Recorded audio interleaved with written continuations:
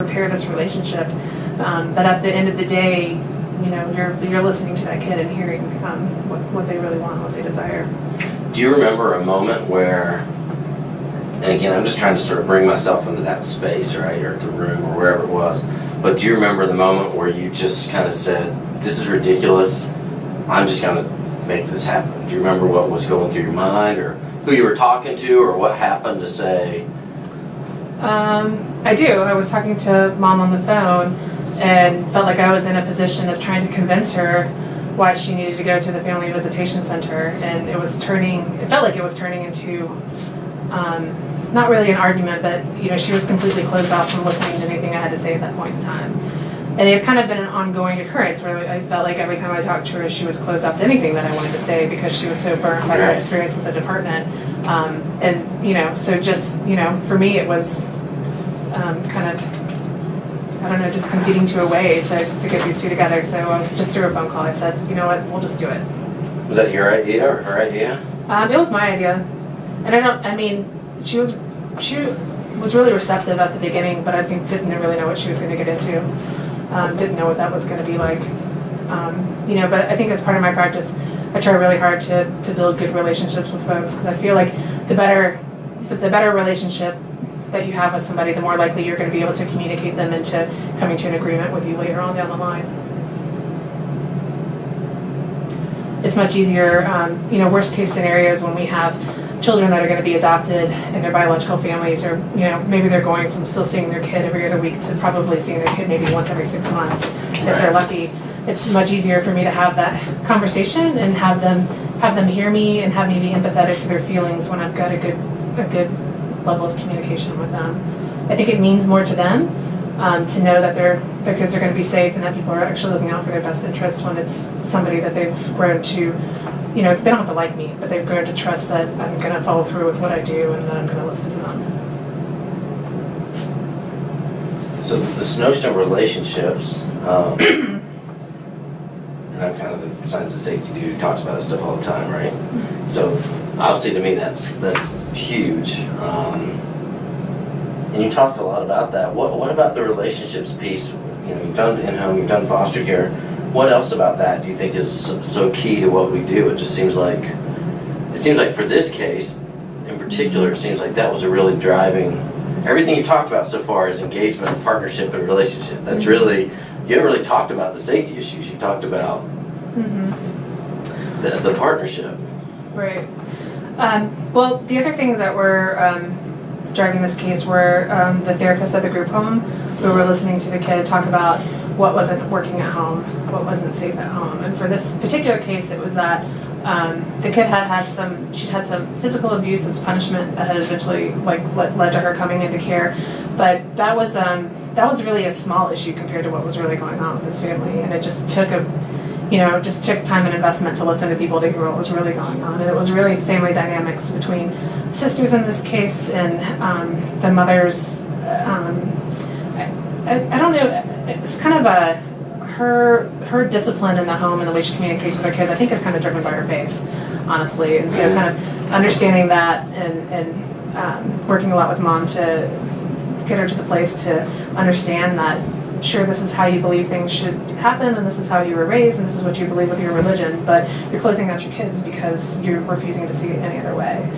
So that took months and months to get her to that spot. But because we were able to bring her to that spot where she was more open to listening to her kids and more willing to try different things in the home, that's what helped eliminate the safety issues.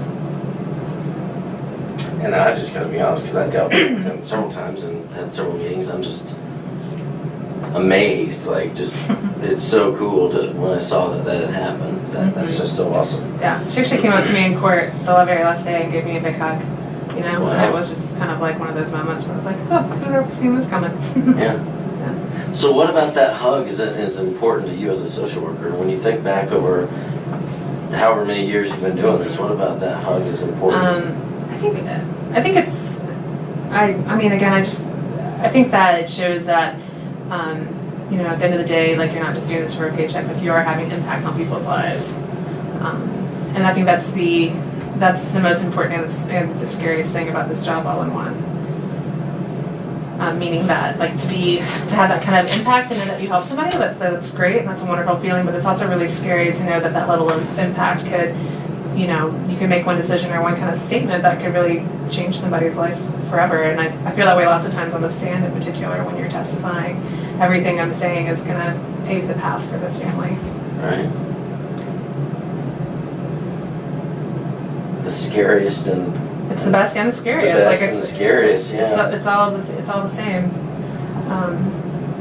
That's what people tell me all the time. I can never do your job. I'm like, you're right. And I'm sometimes surprised that I can do my job because it's really intense. What difference, Amy, does it make that you're able to sort of balance? Like, it seems like you're holding two very competing issues, like the fear that we have, and there's a quote from her name is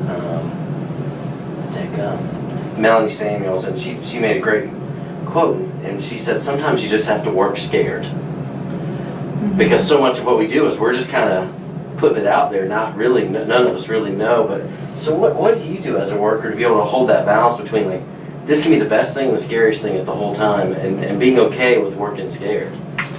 Well, does that make sense? I want to make sure you're tracking me. I think a lot of it goes back to partnerships and relationships. When you have that fear about what you're doing, like it's so important to be open and work on the same page as the other providers in the community. I say that lots of times, like my coworkers at work, like some people think that means the other social workers on the floor. They're not really my coworkers.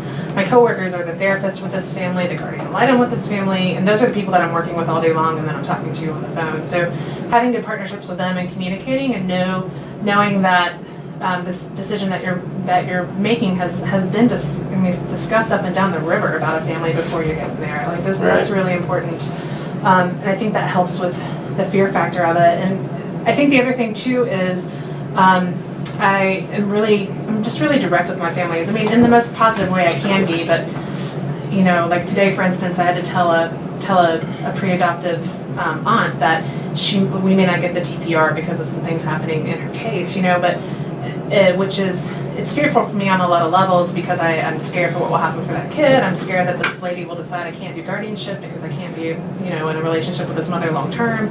But at the same time, like if I don't tell her and allow her the opportunity to process it, then I'm kind of doing a disservice. So I think all of these things kind of go into the fearfulness of it. But I think for a lot of people that are in this job too, like there's a level of adrenaline that you run off of, and if you don't have it, then I guess you're on the burnout train and maybe you're on your way to intake. But if you have it, then then there's a piece of that drives you in this job. So what drives you in this job? Are you an adrenaline junkie? Is there more to it? What's the driving? Because you just really, I think, talked about so many things that we aspire to do as an agency, really thinking about looking at the trauma, not making judgments based on just outward appearances, building relationship and partnership, and maybe going above and beyond a little bit, taking the time. I mean, I can imagine how many hours you spent with Deanna in the car going down to Statesville shopping. An insane amount of hours. Yeah, an insane amount of hours. And I don't know that anybody else would have even taken that on with her, like much less. They would have been like, hell no, there's no way I'm riding for 8 hours. You know what I mean? I had Sunday dinner with that family. Don't even talk to me about it. And then you talked about, really listening to the kids and understanding their perspective, and that, okay, we had physical abuse, but that was just scratching the surface. There was so much more to it than that, and working scared, and so what's driving you? Are you an adrenaline junkie?